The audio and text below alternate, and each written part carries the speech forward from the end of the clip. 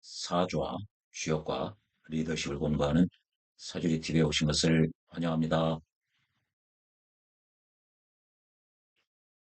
지금 우리들이 자평진전 원문을 공부하고 있는데요. 그동안 서문을 보았고요. 1절에서 음양을 나누는 방법, 즉 대음양과 소음양에 대해서 공부를 했고요.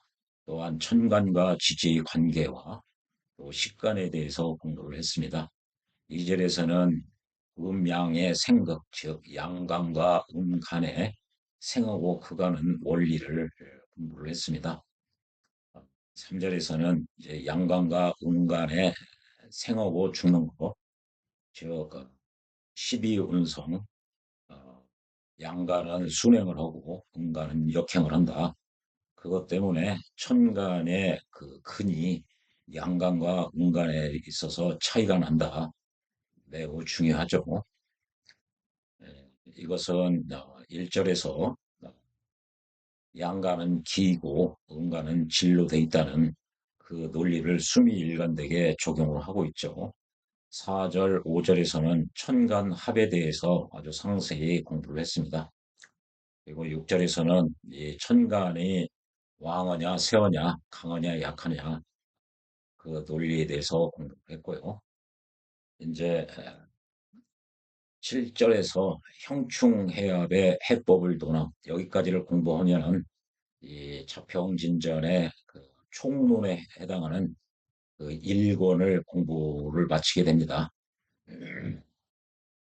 차평진전의 꽃이라고 할 수 있는 즉 차평진전의 정수라고 하죠. 그것은 2권인데요. 2권에서는 용신을 어떻게 정할 것이냐, 또 격국을 어떻게 정할 것이냐, 그렇게 정해진 격국은 성격이 됐느냐, 파격 또는 패격이 됐느냐, 또 파격이 되면은 어떻게 하면은 다시 구제할 수 있느냐, 즉 부응이라고 그러죠. 이 상신편에서 상세히 공부를 하게 되죠. 또한 이권에서는 격국의 고저를 또 설명을 하고 있습니다. 즉 자평진전에 있어서 사주를 보는 방법은 이 격국의 고저를 가지고 이 사주가 좋은 사주인지 나쁜 사주인지를 판단하게 됩니다.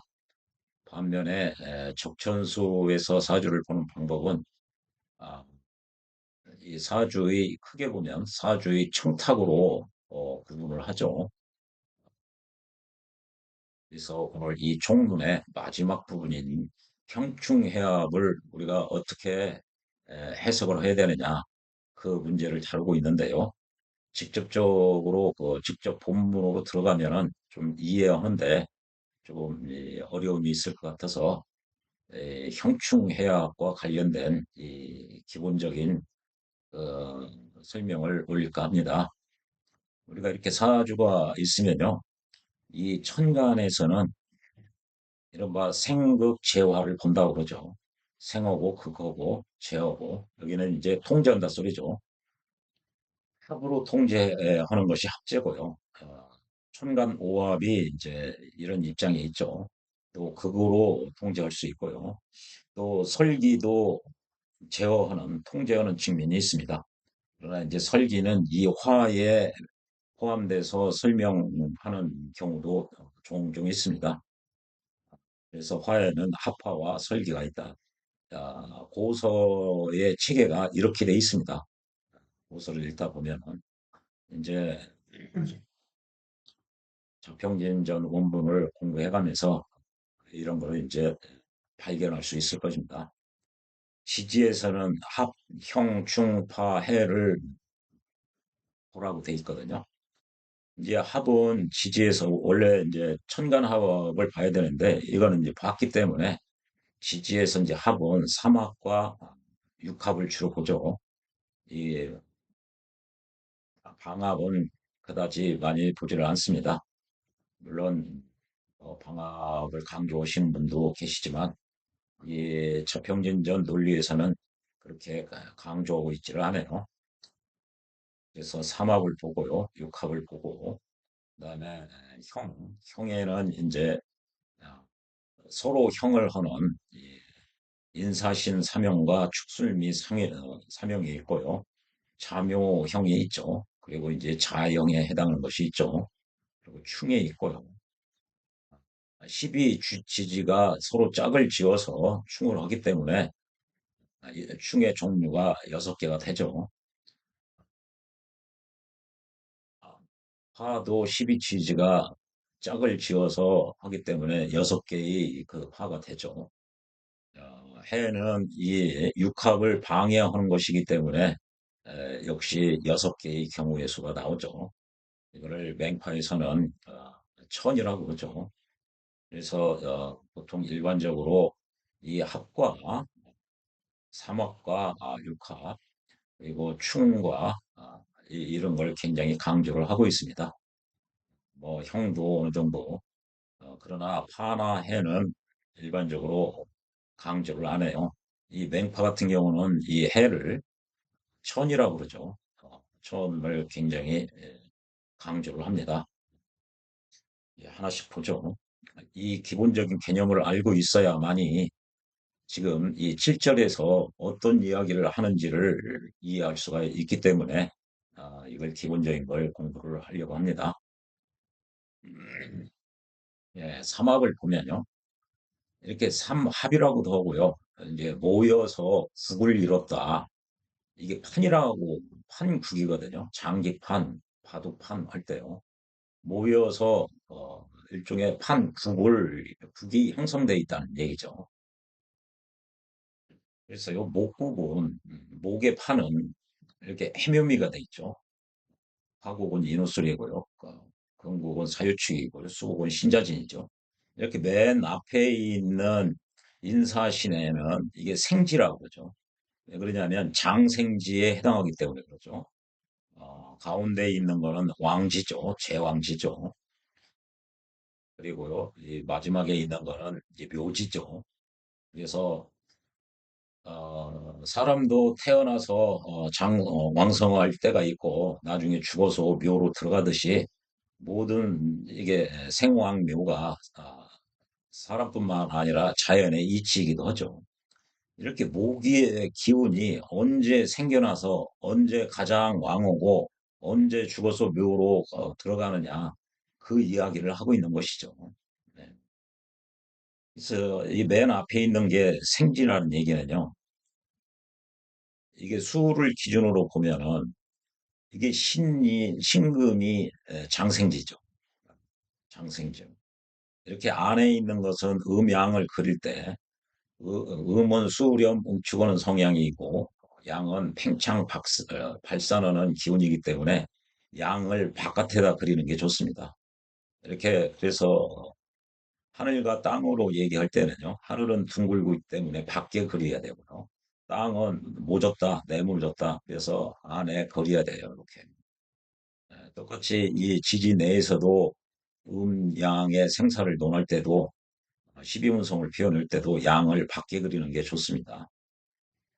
예, 수의 기운은 이 신금에서 처음 태어난다는 거죠. 장생이죠. 그래서요, 신자, 여기가 이제 제왕제가 되죠. 지인의 임묘를 하는 거죠. 이렇게. 다 나머지 것도 이와 동일합니다. 예, 그래서요, 이게 양가는 갑병 무경임이고, 이거는 양포태를 쓰죠. 다 순행을 하죠. 전계절에서 생육대, 자기계절에서 록왕세, 이게 수를 기준으로 했습니다. 록왕세고, 어, 이제 지금이 겨울이라면 노광의 시절이 와 있죠. 근데 수로 태어났는데 봄이 와버렸다. 그러면은 수의 계절은 지난 거죠. 그래서 이게 병사묘가 되고요. 반대 계절은 절태양이 되죠. 이렇게 12운성을 이해하고 있는 게 좋습니다. 아, 응가는 전계절에서 사병세고요. 어, 왕복태, 이게 바뀌었네요. 예, 여기가 왕지가 되죠. 해가 왕복, 반대지가 되고요. 욕생 양이 되고요. 태절미호가 되죠. 여기 오타가 나오네요. 이 왕업 대어구가 바뀌었습니다. 응가는. 이게 보면은요, 양간이 죽었을 때 죽은 지점에서 응간이 태어나죠. 태어나서 생육대, 로강새, 병사, 응간이 죽은 곳에서 양간은 태어납니다. 왜 이런 원리를 적용을 하느냐? 자평진전은 양간은 기고 응간은 질이라는 그 일절에서 이야기한 그것을 그대로 수미일관되게 확고하게 적용을 하기 때문에 그렇습니다.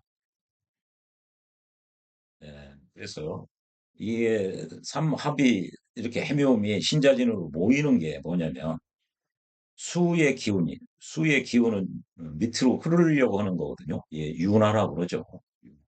흐르려고 하는 성향의 기운이 신에서 태어나서 자여서 제왕이고 가장 왕성하고 진으로 인묘된다는 거죠.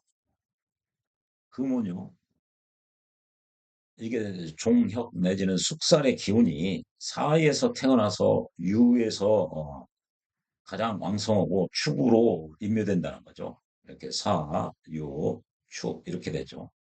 가을의 그 정점인 요금이 제왕지고 나머지 이 모서리도 여기도 있고 여기도 있는데요. 이쪽 금을 기준으로 하면 금 쪽에 있는 것이 이게 그 묘지가 되는 거죠. 수로 하면은 이 모서리가 양쪽에 있는데 모서리 중에 이제 미하고 신 중에 이 수 쪽에 있는 것부터 시작을 한 거죠. 그래서 신자진 이렇게 양간과 음간을 모두 자유자재로 알고 있어야 됩니다. 보통 음간이 순행하기 때문에 이렇게 따지려고 하면은 조금 시간이 걸려요. 그냥 정계절에서 음간은 사병세다. 자기 계절에서는 왕록대다. 그리고 다음 계절에서는 욕생양이다. 그리고 반대 계절에서는 태절묘다. 이렇게 기억을 하셔야 됩니다. 그래서 삼합을 하는 이유가 여기에 있는 거죠. 사실. 어, 유나라는 수의 기운이 태어나고 삼나 만물이 모두 태어나고 가장 장성했다가 죽게 마련이거든요. 수라는 기운도 역시 똑같다. 그래서 이렇게 생왕묘로 되어 있죠. 이렇게 합을 한다는 얘기죠. 이렇게 삼합에 있어서 이게 주요 이제 논점이 삼합이 합을 해서 목으로 변한다는 거죠. 그러면 이제 해묘미가 여기서 목은 이 지지의 오행을 결정하는 요소는 지장간의 본기가 음양 오행을 결정을 해요. 그런데요, 이렇게 삼합을 하면은 여기에 지장간의 본기가 무갑임이기 때문에 임은 양간이죠. 음양으로 따지면 양이고요. 이제 소음양을 천재 그 분류로 삼기 때문에 그렇죠. 적천수와 자평진전에서는 소음양으로 분석을 하고요. 맹파에서는 대음양을 전제로 분석을 한다고 그랬죠. 임수는 음양으로 따지면 양이고요. 양간이고, 그 다음에 오행으로 오면 수예요, 수.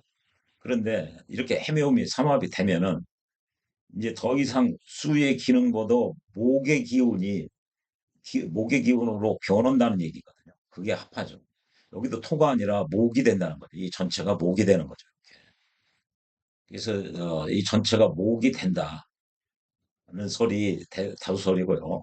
그래도 목의 기운이 강하기는 하나 이 수의 그 기능, 어, 또 토의 기능을 완전히 상실하느냐?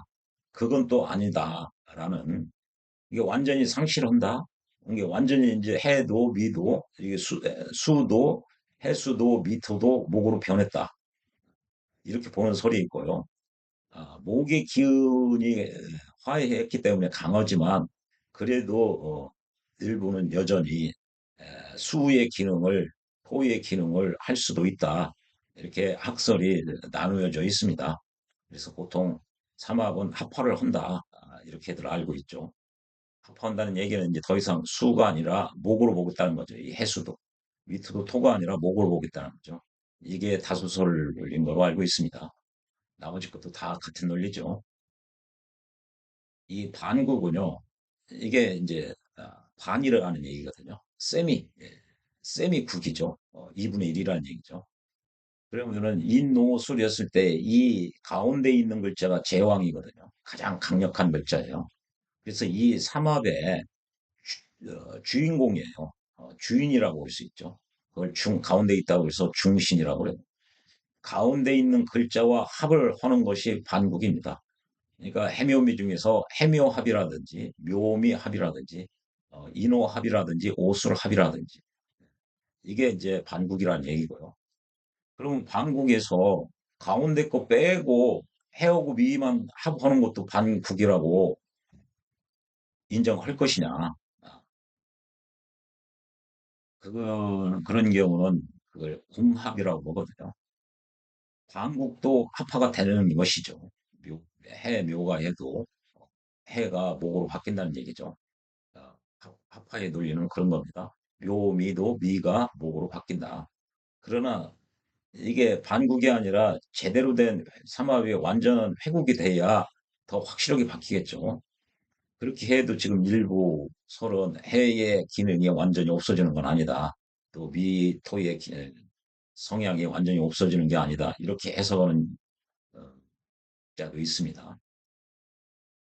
그러면 이렇게 왕지가 이 삼합의 주인공에 해당하는 주인에 해당하는 제왕지 없이 첫 글자와 마지막 글자 생지와 묘지 합이 돼 있는 경우 이런 경우 어, 이 반합으로 인정할 것이냐 인정한다는 설, 않는다는 설이 많은 걸로 알고 있습니다.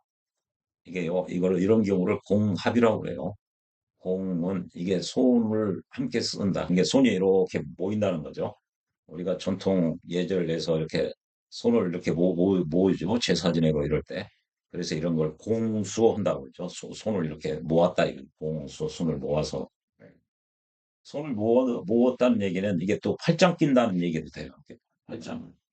그럼 팔짱 끼고 팔짱 낀다, 손을 모은다, 에워싼다는 의미도 됩니다. 에워싼다, 포유한다.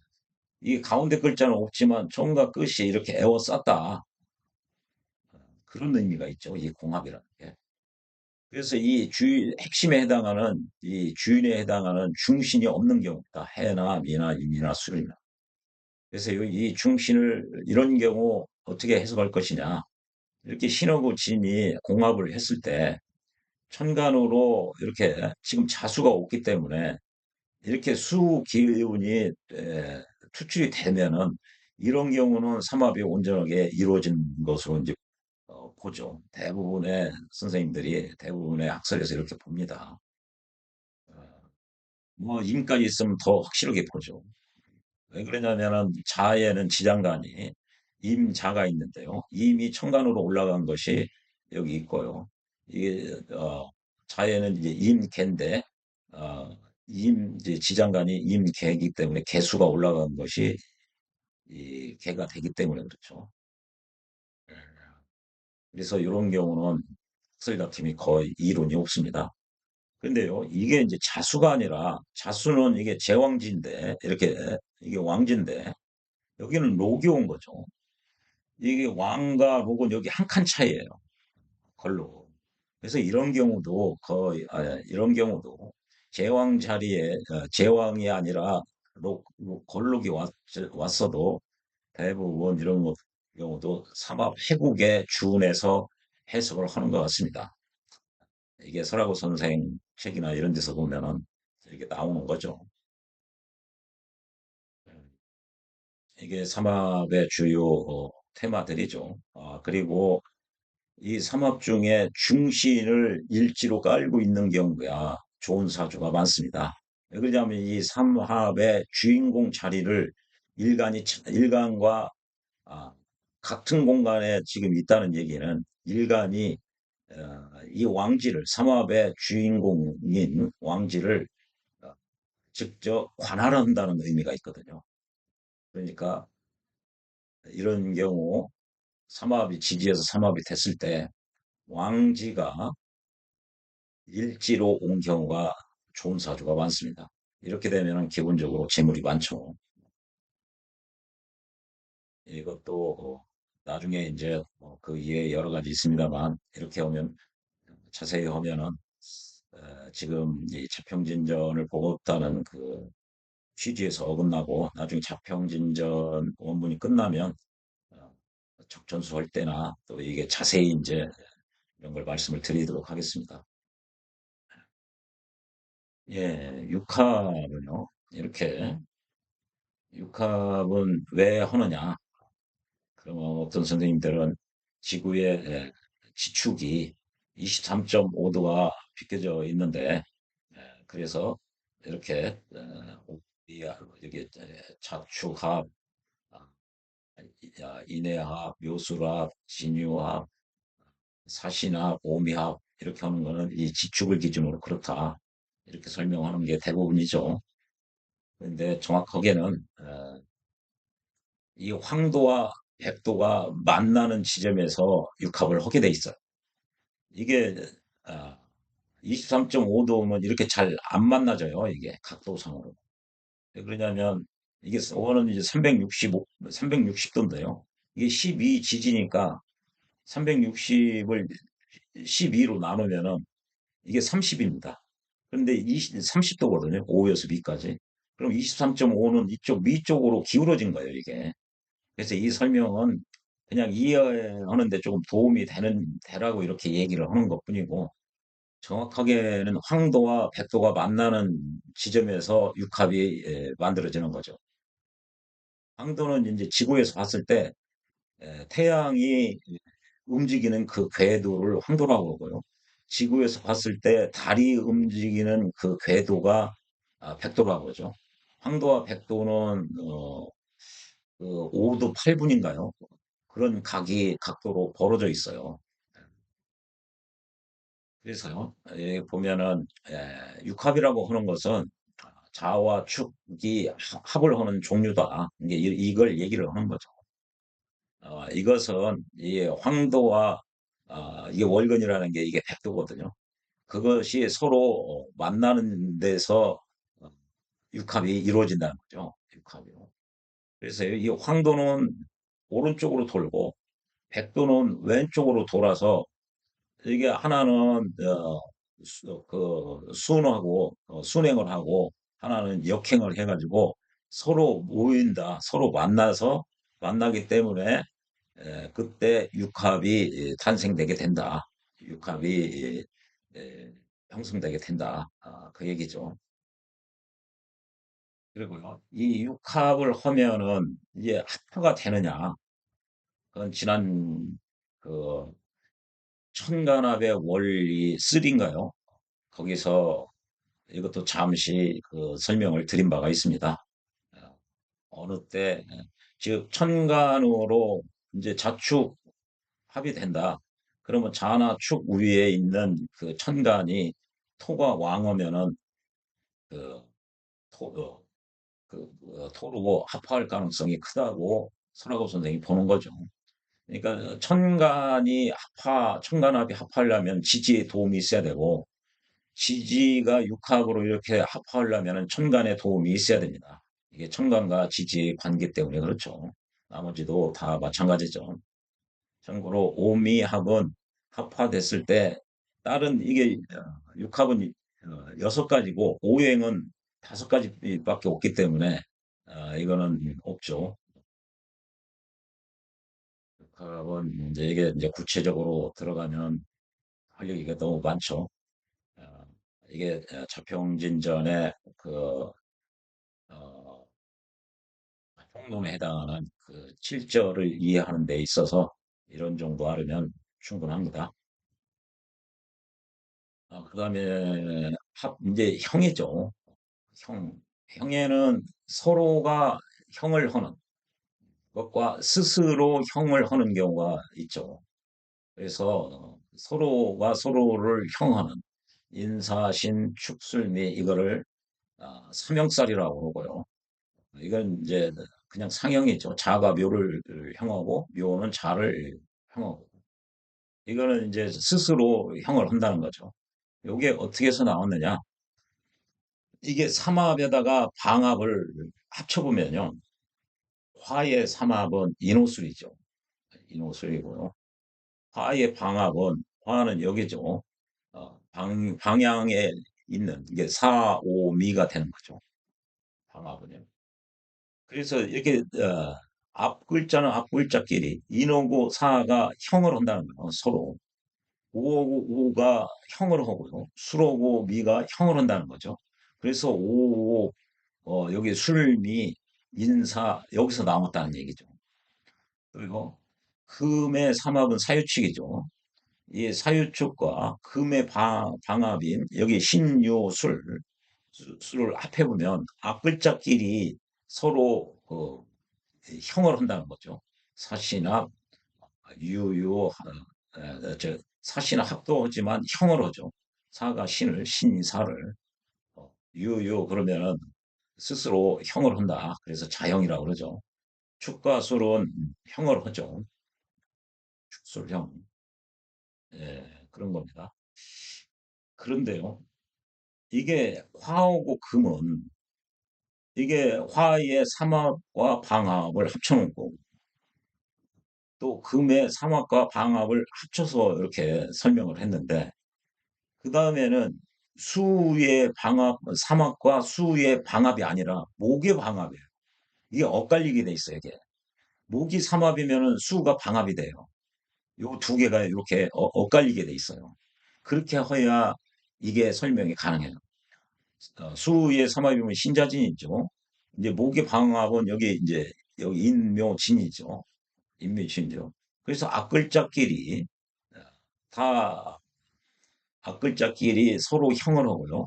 가운데 왕지는 왕지끼리 형을 하고요. 고지는 고지끼리 형을 하게 되는 거죠. 이렇게. 그래서 이제 자묘형이 나오는 거죠. 인신은 아까 인사신 이거 같은 거죠. 이게 이제 진진 자형이 되는 거고요. 자묘 상형이 이렇게 되는 거죠. 무기 삼합이면은 수는 방합이 돼요.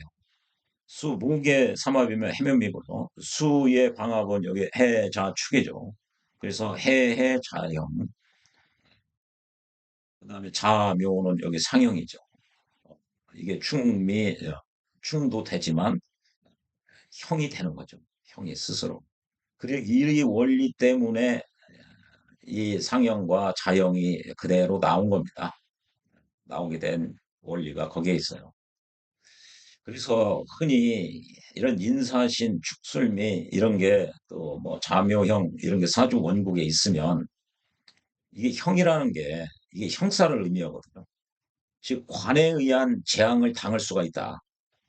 관에 의한 재앙. 그러니까 나라 정부에 의한 내가 안 좋은 재앙을 당할 수가 있으니까 소송이나 뭐 구속이나 수감이나 등등 있죠. 그것과 아니면 뭐 관제소나 구설 아니면 뭐 어떤 시설이나 병원 이런 데 입원 감금되는 애가 이 형사를 안 좋은 걸 다 붙여놔요. 그리고요. 또 이걸 잘만 활용을 하면은 아주 이 형사를 이 형벌권을 쥐고 있는 즉 권력 부서의 권력을 얻게 되는 수도 있다. 권력 부서에 근무를 한다든지 이 포청천이나 우리나라 그 대통령 중에 사명살이 있는 분들이 많이 있죠. 이게 이해하기가 어려워요. 대부분 이 사명살로 사람을 겁박을 많이 하죠. 그러나 이걸 잘 활용을 하면은 또 엄청난 권력을 얻게 되는 거죠.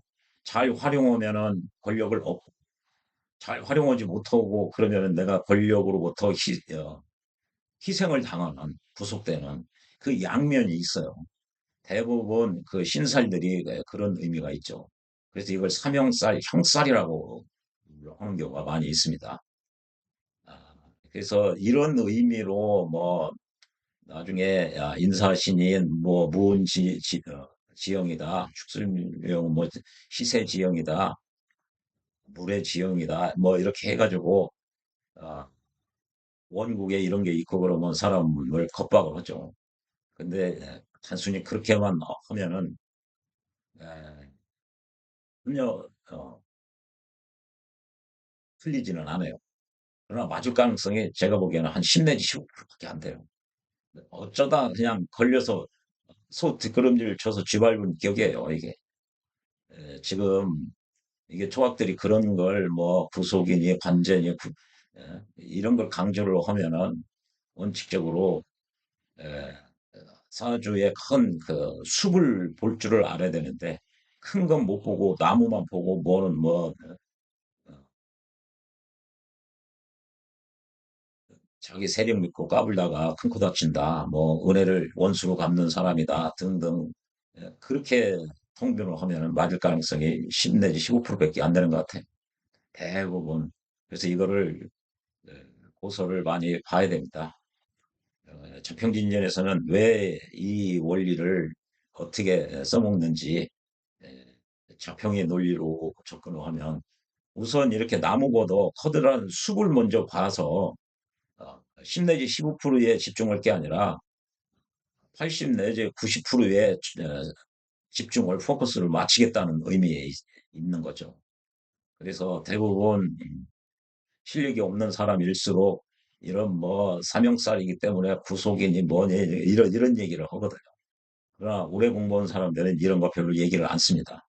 오래 공부했는데도 그런 뭐 형살이 어떻고 구속이 어떻고 이런 게 하는 사람들은 아, 횟수만 오래됐지 내공이 그렇게 깊다고 볼 수가 소생은 그렇게 인정을 안 씁니다. 그런 양반들.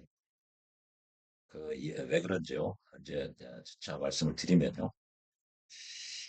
예, 이게 형사를 하면 이 삼명통에 이렇게 나와 있어요. 은비경에 이게 삼명통에 이제 유고 만민영 선생이 삼명통에 이렇게 기술을 해놨어요. 은부경에서 말하기를 은혜는 이 해로운 곳에서 안 좋은 해로운 곳에서 생겨난다는 거예요. 네. 거꾸로 이 해로움은 은혜로부터 생겨난다는 거죠. 내가 상대에게 은혜를 베풀었는데 상대는 나한테 해코지를 한다. 그 역도 마찬가지죠. 이 원리를 활용을 해가지고 이 삼형이라는 거, 인사신 축술미는 삼합에서 생겨난다. 이게 삼합에서 생겨난다는 게 전부 다 이 원리입니다. 이 원리. 그리고요. 육해는 육합에서 생겨난다는 뜻에서 역시 같다는 얘기죠. 이제 육해를 이제 육천이라고 그러죠. 이거는 육합을 방해하는 것이 육해입니다. 그래서 논리가 같은 거죠. 이렇게요. 그래서 요거에서 나왔다. 그 설명을 확인하기 위해서 이거를 인용을 했거든요. 이게 선명통의 원문에 나오는 내용입니다. 선명통에 보면은 이제 아, 이, 이 형살이 이렇게 삼합으로부터만 나왔느냐 또 다른 설명이 있다는 얘기죠. 학자는 말한다. 이렇게 사명의 법리는 그것이 수로부터 일어난다, 발생했다는 얘기죠. 그래서 황극은 중천이죠. 이게 이제 선천팔계, 후천팔계 이렇게 하면은 그 후천팔계에서 중궁 가운데에 해당하는 거기가 황극의 자리입니다. 그래서 서경의 항변편 보면은 다섯 번째가 오황극이에요. 다섯 번째는 중앙이기 때문에 선천으로 가면은 이게 5, 5, 10의 숫자가 거기에 배당되는 거죠. 그래서 10은 죽이는 수다. 죽이는 수다. 그래서 수가 쌓여가지고 10에 다다르면 1서부터 2, 3, 4, 5, 6, 7, 8, 9, 10까지 다다르면 모두 그 수를 다 비워야 된다. 없애야 된다. 그래서 죽이는 수라고 돼 있죠. 그래서 하늘의 도는 아, 가득 찬 것을 싫어하기 때문에 가득 차면은 뒤집어 엎는 것이 이것이 하늘의 도라는 거예요. 하늘의 도는 가득 찬 것을 좋아하지 않기 때문에 가득 차면 이거를 뒤집어 엎어버린다. 12뇨 만땅으로 찬 거거든, 완전히. 그래서요, 인은, 인으로부터 역으로 해서 사에 이르면, 여기 인에서부터요, 역으로니까 이렇게 시계 방향이 아니라 역으로니까 반대죠. 열 번째는 게 하나, 둘, 셋, 넷, 다섯, 여섯, 일곱, 여덟, 아홉, 열. 이게 사죠. 인으로부터 역으로 해서 사에 이르고 또 사로부터 역으로 해서 신에 이르면 사에서부터 역으로 해도 하나 본인 포함입니다. 하나, 둘, 셋, 넷, 다섯, 여섯, 일곱, 여덟, 아홉, 열 신에 이르렀죠. 그러면은 신에 이르면은 10이라는 수에 다다른다는 거죠. 열 번째가. 예. 그래서 이거는 무운지형이라고 한다. 그래서 인사신을 무운지형이라고 그래요. 예. 이게 삼명토공에서는 무운지형이라고 하고요. 이따가 이제 말씀을 더 드리면 그리고요. 여기는 이제 취할치 더럽다는 거죠. 이건 축토를 의미해요. 이게 삼명통에서 이렇게 표현되어 있는데요. 축으로부터 순행을 해서 술에 이르면은 여기서부터 순행에 해서 하나, 둘, 셋, 넷, 다섯, 여섯, 일곱, 여덟, 아홉, 열이라는 얘기죠. 또 술로부터 순행해서 미에 이르면 여기서부터 해서 여기까지 또 열이라는 거죠. 10에 다다른 거 이것을 이제 시세 지형이라고 한다. 이 시자가 믿는다는 거죠. 자기 세력, 힘을 믿고서 그러니까 힘자랑하다가 오만방자해진다는 얘기죠. 그렇게 하는 것이 이게 축술미라는 얘기죠. 그래서 이걸 이제 삼명통일에서는 시세지형이라고 이렇게 한 거죠. 이렇게 하는 것은 이게 자도 마찬가지죠. 어, 자로부터 아니, 묘로부터 순행을 해서 자에 그러면 묘로부터 순행해서 자 하나, 둘, 셋, 넷, 다섯, 여섯, 일곱, 여덟, 아홉, 열입니다. 또 자로부터 역행을 해도 열 번째가 묘죠. 이것은 물의 지형이라고 하죠. 예의가 없다. 그 얘기죠. 그래서요, 일곱 번째는 충이 되죠. 지지가 충을 하는데요. 지지는 이제 충이죠. 그러면 자신서부터 일곱 번째가 충이에요. 하나, 둘, 셋, 넷, 다섯, 여섯, 일곱. 또 충으로부터 일곱 번째가 아니 신금으로부터 일곱 번째가 인이에요. 하나, 둘, 셋, 넷, 다섯, 여섯, 일곱. 모든 충이 그렇게 돼 있습니다. 그리고 열 번째가 형이다. 지금 이게 다 열 번째에 해당한다는 얘기죠. 그리고 여섯 번째는 합이다.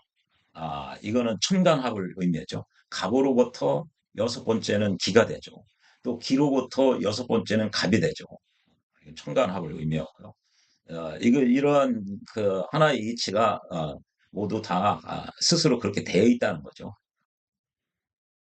그리고 이따가 이제 지금 이제 형살을 봤습니다만 이게 파도 이게 열 번째가 이렇게 되죠. 파도 이따가 이제 보면은 그런 원리가 있습니다. 예, 이런 원리 때문에 형을 한다. 아까 삼합 때문에 나왔다. 그런 원리도 있지만 이런 형은 열 번째 가득 차면은 하늘의 돈은 가득 찬 것을 싫어하기 때문에 가득 차면은 뒤집어 엎는다. 그래서 숫자가 10에 오면은 그 수를 모두 다 비운다. 이 원리에서 나왔다는 얘기죠. 왜 그러냐면 아까 인호술과 사음이 이게 방합과 그 삼합이 만나면은 삼합도 강력한데 방합도 또 강력하잖아요. 강력한 애들 둘이 만나면은 힘 대 힘이 이렇게 만나면은 뭔가 조금 조정하고 하는 그게 있어야 될 거 아니에요. 얘들이 타협을 하고 그게 이제 형이에요.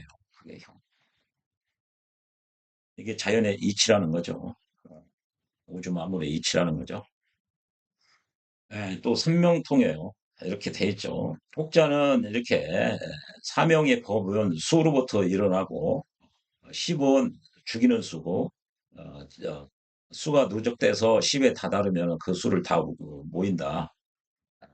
여기에서 이거 선명통의 이 내용을 설학원 선생이 인용을 해가면서 형이라는 것은 수가 다 한 것이다. 수가 끝까지 다 간 것이죠. 10까지. 10이라는 얘기죠. 그래서요. 에, 이게 차면은 가득 차면은 이게 덜어낸다, 뺀다. 그것을 부르게 된다. 자만을 하면은 자신감이 팽배하면은 손해 보는 일을 부르게 된다는 뜻이다. 이게 이게 이제 어디서 나오느냐? 만소 손이 이게요. 이게 서경에 나온 거예요. 서경 대우무편에 나온 건데요. 유덕동청 오로지 덕만이 하늘을 감화시킨다, 감동시킨다, 감동시킬 수 있다는 얘기죠. 덕은 아무리 멀어도 그 먼 곳까지 미치지 않는 것이 없다. 아무리 먼 곳에 있어도 이 덕은 먼 데까지 미친다는 거예요. 그래서요, 가득 차면은 덜어낸 것을 부르기 때문에 부른다. 이 얘기는 자만을 하면은 손해 볼 일이 생긴다는 얘기죠. 손해를 차천다는 거죠. 자만을 하면. 반면에 겸손을 하면은 이익을 얻게 된다는 얘기죠. 이것이 하늘의 이치라는 거죠. 이것이. 이게 서경의 내용이에요. 그래서 이게 유명한 것이기 때문에 유덕통천이라는 이게 다 네 글자씩 이게 전부 다 아, 유덕통천이라는 이 네 글자를 서예하시는 분들이 가장 많이 써요. 이 글자를. 아니 이거 다 쓰는 양반들도 있고요.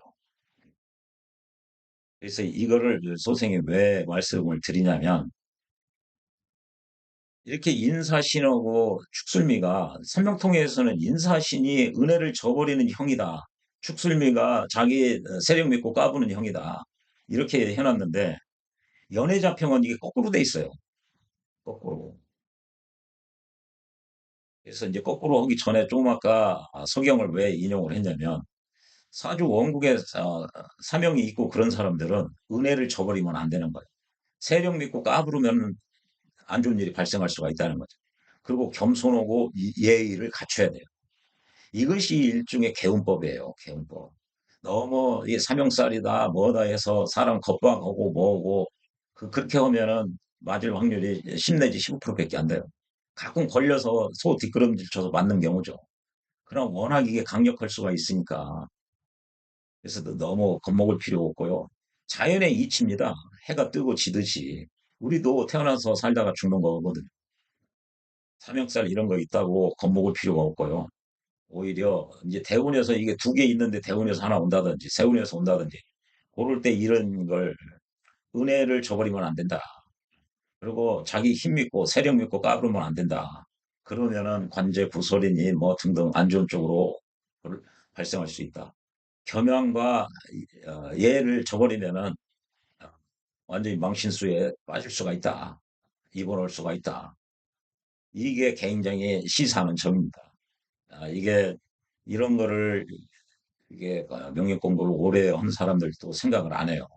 이게 이제 서경이나 이런 걸 안 읽었기 때문에 이런 원리를 모르는 것이죠. 왜 이렇게 삼명통해에서는 이게 삼명통해의 의견인데요. 왜 인사신을 은혜를 저버리는 형살이라고 했냐면요. 인사신 이게 지장간을 보면은 이게 지지의 음양 오행을 결정하는 것이 본기라고 있죠. 지장간의 본기. 이 본기가 인이사를 이 병은 무와 같아요. 무가 화토동법이기 때문에 그래서 갑이 무를 극을 해요. 무를 형을 하죠. 형을 하면은 이 무는 개수와 합을 해요. 무게 합을 하죠. 그러면 간목 입장에서 개수는 정인이에요. 이게 정인이면 개수가 간목의 어머니라는 얘기죠. 어머니와 합을 하는 게 이 무토는 아버지라는 얘기예요. 아들이 아버지를 형으로 한다는 얘기죠, 이게. 예. 그래서 은혜를 저버린다는 얘기죠.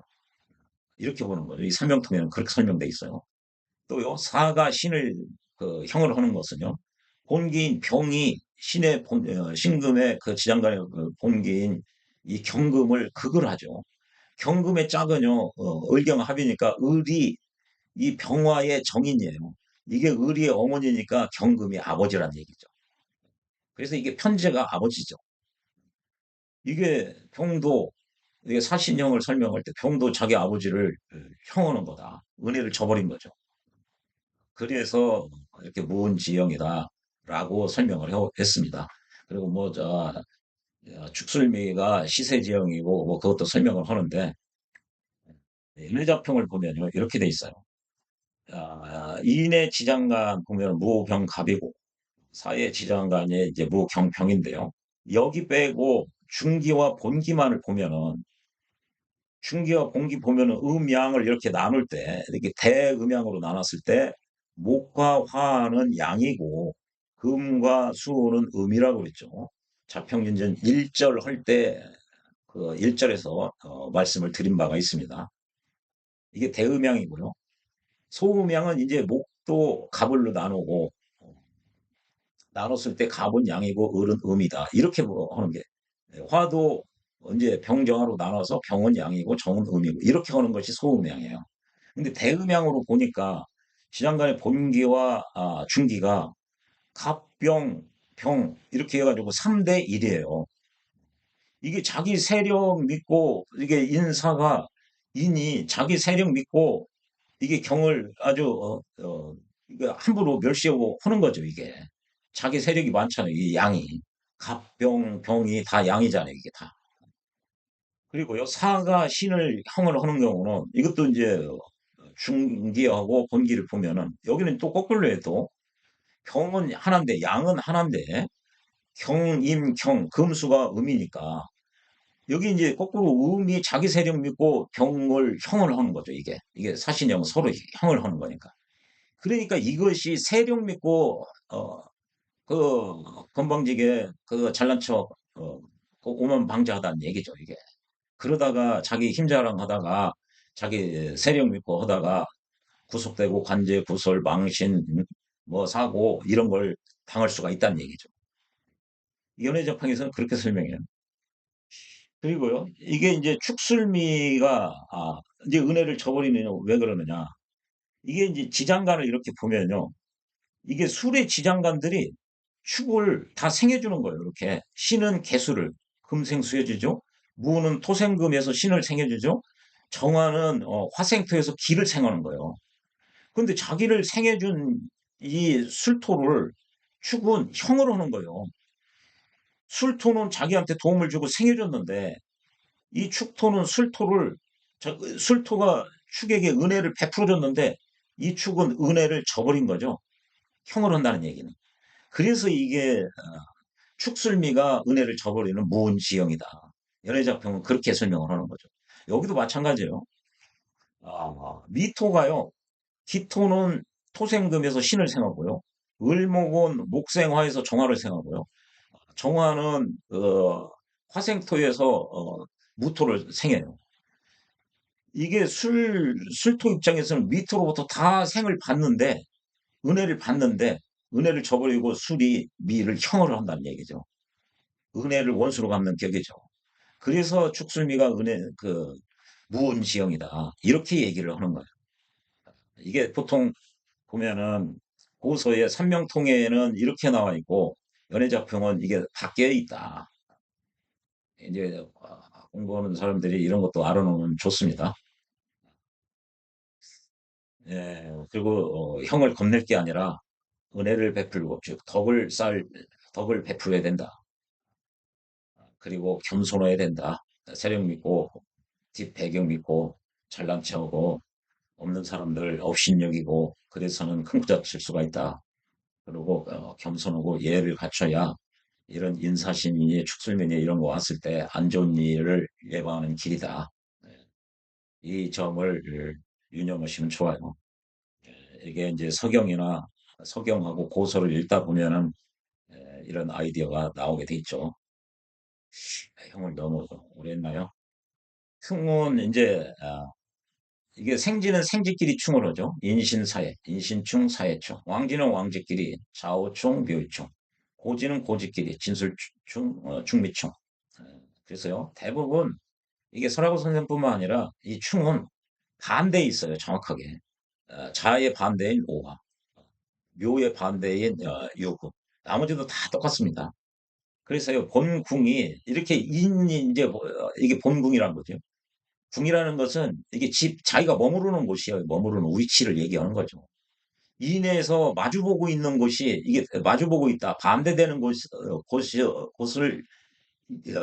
충이라고 하죠. 12지지가 서로 마주보면 6개가 있으니까 6충이 되는 거죠. 어. 아까 육합이라고 하고 육합이라고 했는데 여기는 그냥 왜 충했느냐. 천간은 이게 충이 원래 지지의 개념이에요. 그래서 12지지기 때문에 그냥 충해도 당연히 육충이 있게 되는 거죠. 예, 그래서요, 예, 천간은 일곱 번째가 칠살이죠. 갑으로부터 여섯 번째는 각기 합을 하는데 욕심을 내서 한 칸을 더 갔다. 그럼 칠살이라고 그랬죠. 그럼 갑으로부터 여섯 번째가 깃든데 한 칸 더 가서 경금이면은 경금이 간목을 죽이는 거죠. 그래서 칠살이에요. 또 칠사 경금으로부터 또 일곱 번째는 병화예요. 이런 식으로 돼 있죠. 지지의 지지가 일곱 번에서 만나는 것이 충이다. 한번 볼까요? 자가 일곱 번이면요. 하나, 둘, 셋, 넷, 다섯, 여섯, 일곱, 오를 만나죠. 다른 건 다 똑같습니다. 그래서 충이라는 것은 극하는 것이다. 이렇게 극한다는 얘기죠. 이게 이제 설아고 선생, 어, 심희춘 선생은 습격할 때 이제 칠격이죠. 격할 때 이게 치는 거고 부딪히는 거고 그리고 격사라고 그랬죠. 사격할 때 쏠사 그런 개념을 얘기를 하죠. 그 이외에 뭐 여러 가지 맹파적 접근에서는 이것도 왕래 호환 교역 여러 가지 뜻이 있어요. 그건 뭐 그때 하고요. 나중에 그런 것도 말씀드릴 기회가 있을 겁니다. 이게 충은 대부분 다 아시죠? 충의 논리는 마주보고 있다는 거죠. 그걸 주역에서는 대대관계라고 그러죠. 이 파는 이게 이제 깨트린다는 얘기죠. 이게 이제 이것도요, 삼합에서 나왔어요. 이것도 대음양으로 목화가 양이고 금수가 음이죠. 그러면 양이 양 삼합과 만나는 거죠. 목의 삼합은 여기 해묘이에요. 화의 삼합은 여기 인호술이죠. 그러면은 요 생지는 생지끼리 서로 깨트린다는 거죠. 그러니까 같은 양끼리 모였는데 음양 중에서 서로 자기 진영 싸움, 주도권을 차지하기 위해서 여기 소양 세력과 태양 세력이 세력 다툼을 서로 깨트린다는 거죠. 생지는 생지끼리, 왕지는 양지끼리, 고지는 고지끼리. 그래서요. 이렇게 하면 이제 인의 합도 되지만 이게 인의 파가 되는 거예요. 인의 파가. 묘파가 되는 거죠. 묘파가. 이게 술미 형도 되는 거지만 술미 파가 되는 거죠. 이렇게. 여기도 똑같아요. 이제 그 음의 소음 세력과 태음 세력이 노음 세력이 삼합이 만나면은 서로 주도권을 쥐려고 각축장항이 벌어지는 거죠. 그래서 사와 신이 사신 합도하지만 서로 깨트리는 이게 자유파고요. 축진파고요. 이렇게 여섯 개가 나오는 거죠. 이것도. 12지지기 때문에. 그리고요. 인과 해는 이것도 역시 파도 아까 형이 열 번째라고 그랬죠. 인과 해도 또 열 번째예요. 여기서부터 보면 인으로 이게 자신 포함입니다. 하나, 둘, 셋, 넷, 다섯, 여섯, 일곱, 여덟, 아홉, 열. 인해, 열이에요. 해로부터 해도 거꾸로 해도 또 열이에요. 아까 형이 열 번째이듯이 파도 그런 거죠. 그래서 열에 해당하는 것은 완전 이제 끝까지 다 갔기 때문에 아까 그 비워야 된다는 음부경 얘기했죠. 그런 원리예요. 그래서 되게 도덕경에 보면은 곡신불사라는 말이 있어요. 계곡의 신은 죽지 않는다는 거죠. 그러니까 가장 밑바닥으로 떨어지면 더 이상 나락으로 떨어질 곳이 없다는 얘기죠. 위로 올라가는 일만 있다는 얘기. 이런 것도 역시 같은 개념에 와 있는 거죠. 예, 그럼 이제 해인데요. 이거를 맹파에서는 굉장히 중요시 여기는 개념입니다. 보통 일반적인 지역에서는 그냥 해로 하는데요. 맹파는 이게 뚫을 천자예요. 이게 구멍 혈자고 밑에는 어금니 아자예요. 어금니로 딱 물으면은 구멍이 뚫린다는 얘기죠. 그냥 구멍이 빵 뚫리는 건 아주 강력하다는 뜻이 이게 숨겨져 있어요. 그래서 맹파는 뭐 이게 천을 그 사람들이 뭐 한 게 아니라 연애자평의 상천이라고 이런 걸 서로 쳐놓는다. 이렇게 그 먼저 사용된 흔적이 있습니다. 이 천에는요, 이게 서로 생하는 천과 극하는 천이 있는데요. 천의 개념을 보면요. 이게 육합을 방해하는 글자예요. 자는 축하고 합을 하는데 이 축을 미가 와서 충미 충으로 얘를 어, 이 축이 충을 얻어맞으면 공격을 당하면은 자가 축하고 합을 못 한다는 얘기죠. 그러니까 자 입장에서 내가 축하고 합을 하려고 그러는데 축하고 내가 사귀려고 그러는데 이 녀석이 와가지고 내가 사귀는 사람을 떠나가게 하니까 미가 결국은 자에게 해로운 존재죠, 이게. 해롭게요. 그래서 해예요. 해롭게. 그래서 미가 자를 해롭게 하는 꼴이 되는 거죠. 내가 축하고 사귀려고 그러는데 못 사귀게 되니까. 그 인도 마찬가지죠. 이는 해하고 합을 하고 싶은데 사가 와서 사회 충으로 해서 해를 보내버리면 인 입장에서는 사가 자기한테 해로운 해코지를 한 거죠. 해죠. 묘술 이것도 마찬가지죠. 묘는 술과 사귀고 싶은데 진이 와가지고 술을 날려버리면 묘 입장에서는 진이 자기 묘에게 안 좋은 해코지를 한 거죠. 해를 가한 거죠. 나머지도 똑같습니다. 이게 육합을 이렇게 하면요. 여기도 이제 자축합도 이제 축 입장에서 자하고 사귀고 싶어요. 근데 오가 와가지고 자를 보내버려요. 그러면 축 입장에서 내가 사귀고 싶은 자와 못 사귀가 됐죠. 그러니까 오가 축에게 해코지를 한 거예요. 해를 가한 거예요. 그래서 이게 전부 다 육합을 방해하는 글자예요. 이렇게 해놓고 보면 이게 축오천은 이게 두 개씩 나오죠. 이게 다 두 개씩이에요. 그래서 이게 여섯 개의 경우에서 다 나오는 거예요. 근데 왜 여덟 개를 써놓느냐? 여기 축오천, 유술천 이게 같은 거죠. 그래서 여섯 개입니다. 이건 분류상 그렇게 분류를 이해하라는 취지에서 이렇게 했습니다. 이 천은요, 이게 왜 소생이 천이라는 개념을 사용하냐면, 이게 자평진전이나 적천수에서는 이 해의 그 웨이트, 중요도를 그렇게 많이 인정을 하지 않아요. 뭐 이런 것이 있다 하고 넘어가는 정도죠.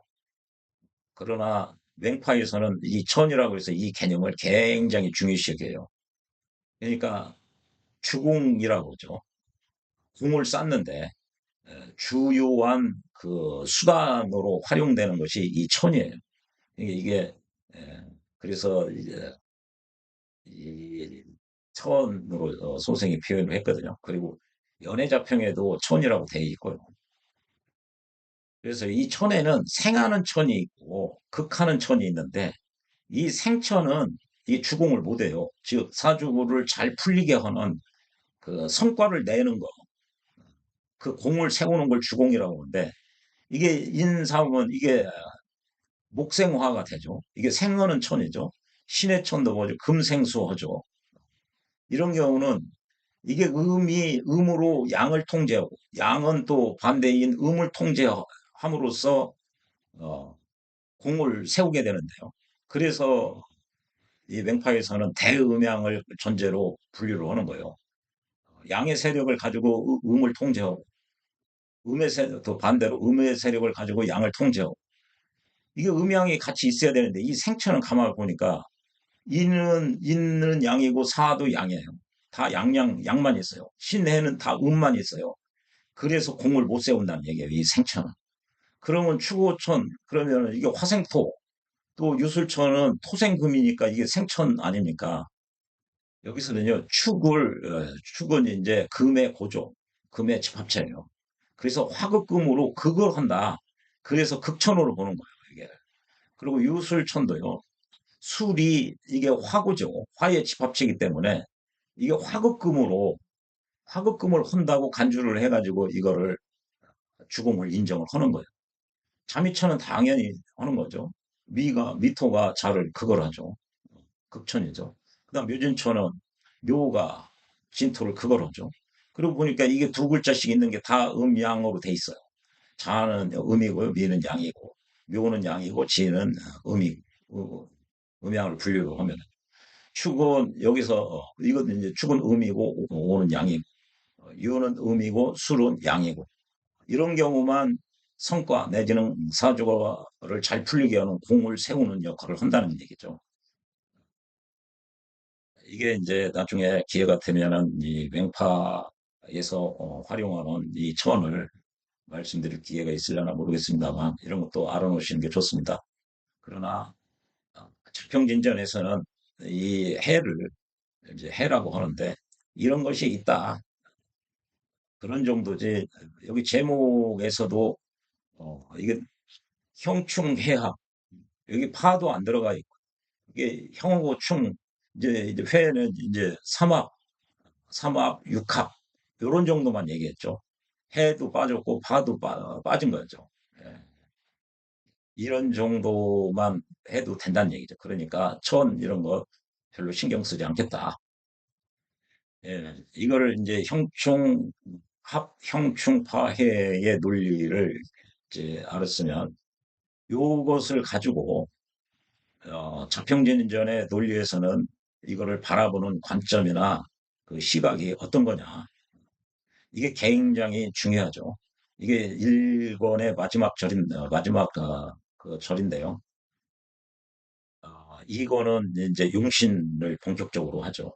대부분 선생님들이 그 명리를 공부하시는 분이 어, 자평진전의 용신, 이게 격공용신에 대해서 뭐 한두 문장은 다 기억할 겁니다. 사주 팔자 용신은 전고 원령이다. 그런 그런데 거기서 이것만 살짝 공부했을 뿐이지 이절을 제대로 이해를 하려면 1권에서 얘기하는 1절서부터 7절까지의 이런 내용을 정확하게 알아야 됩니다. 이걸 모르기 때문에 격을 잘 분석을 못해요. 이게 왜 중요한지요? 이게 아주 상당히 중요합니다. 대부분 선생님들이 이거를 격을 잡을 때 또 격이 성격이 됐느냐, 합격이 됐느냐 이런 걸 결정을 할 때 대부분 선생님들이 이걸 간과를 해요. 이게 매우 매우 중요한데 이거는 다음 영상에서 말씀드리도록 하겠습니다. 예, 시청해 주셔서 고맙습니다.